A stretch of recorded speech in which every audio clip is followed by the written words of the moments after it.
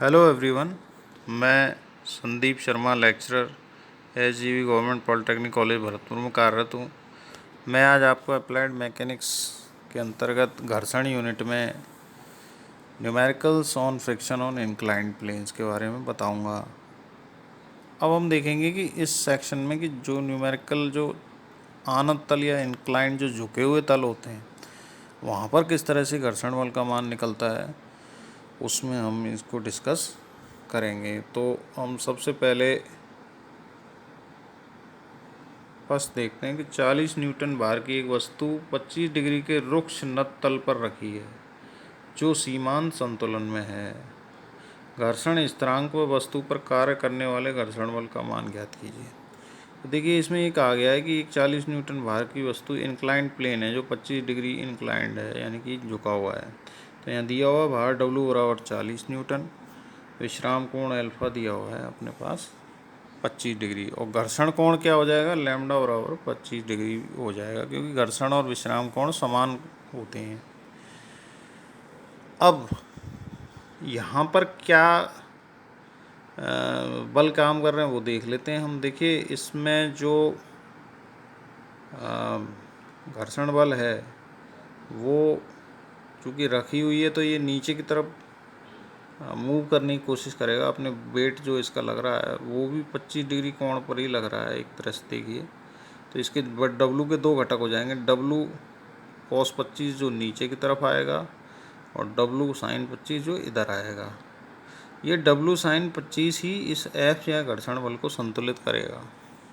तो हम देख सकते हैं, सबसे पहले हम देखेंगे घर्षण स्थिरांक अगर निकालना है तो म्यू बराबर 10 लैम्डा होता है। तो म्यू बराबर 10/25 इक्वल टू 0.47 हमने निकाल लिया।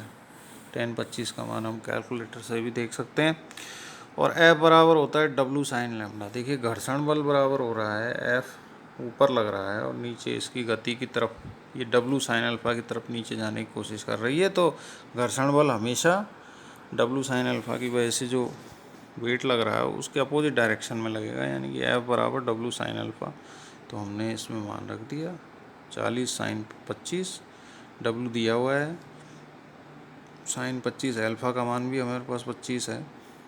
तो ये 16.9 न्यूटन, यानी 16.9 न्यूटन ही हमें घर्षण बल प्राप्त हुआ। तो हमें घर्षण बल का मान तथा घर्षण स्थिरांक का मान ज्ञात करना था, वो हमने निकाल लिया। दूसरा हम न्यूमेरिकल पढ़ते हैं जो कि इंक्लाइंड प्लेन का ही है।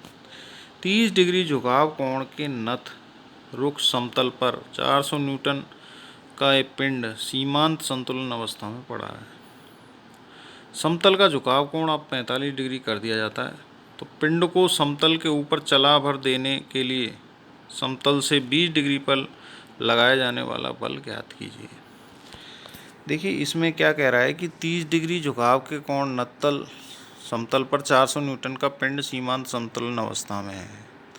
यानी कि जब सीमांत संतुलन में होता है कोई भी पिंड तो हम मान लेते हैं कि घर्षण कोण लैम्डा बराबर होता है अल्फ़ा बराबर 30, यानी कि 30 डिग्री पर लैम्डा घर्षण कोण बराबर है अल्फ़ा के।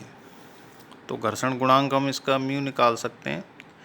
तो म्यू बराबर हो जाएगा 10 लैम्डा इक्वल टू 1030।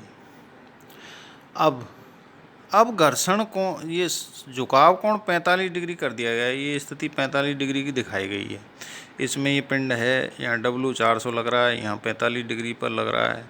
ऊपर P बल 20 डिग्री पर कितना बल लगाया जाए जो इसको ऊपर की ओर गति करवा सके। तो देखिए घर्षण बल इसके अपोजिट लगेगा, ये तो क्लियर है, म्यू आर इसके अपोजिट लगेगा। अवलंब प्रतिक्रिया ऊपर लगेगी, गति की दिशा ऊपर दिखाई गई है। तो इसलिए हमने इस तरह से इनको करके वियोजित कर दिया है।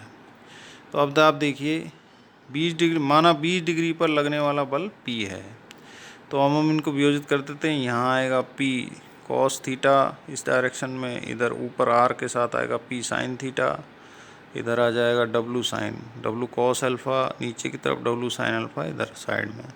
तो हम देख सकते हैं R plus P sine 20, P sine 20 इसके बराबर है R प्लस P साइन 20 बराबर 400 cos 45, यानी W cos 45 आपने रख दिया। यहाँ से आप R का मान निकाल सकते हैं 400 cos 45 माइनस P साइन 20, ये इक्वेशन 1 बना लीजिए। दूसरी इक्वेशन आप बना सकते हैं P cos 20 बराबर हो जाएगा W sin अल्फ़ा यानी कि 400 sin 45 प्लस म्यू आर, ये इधर है ही, यहाँ पे आप रख देंगे P cos 20 plus 400 sin 45 plus mu का मान आपने यहाँ से निकाल ही लिया था जब वो 30 डिग्री पर था, तो वो tan 30 हो गया, उसको हमने यहाँ लिख दिया tan 30। आर का मान इक्वेशन 1 से रख दो आप, 400 cos 45 माइनस P sin 20। इस पूरी इक्वेशन में सिर्फ P ही अननोन रह गया है, तो हम P का मान इस तरह से निकाल सकते हैं। P को कॉमन ले लिया P की टर्म्स को, तो P cos 20 plus tan 30 into sine 20 equal to 400 sin 45 plus tan 30 400 cos 45।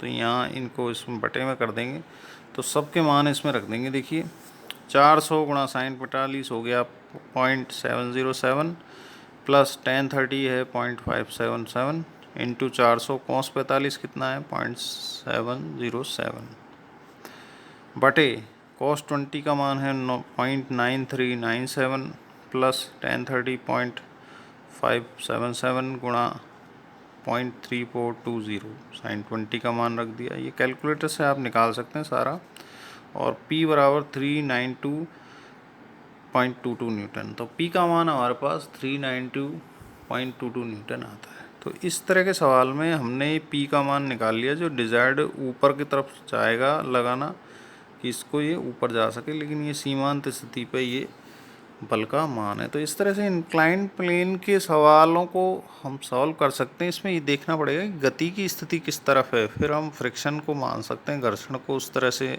Decide कर सकते हैं। इस प्रकार हम इन सवालों को सॉल्व कर सकते हैं। धन्यवाद।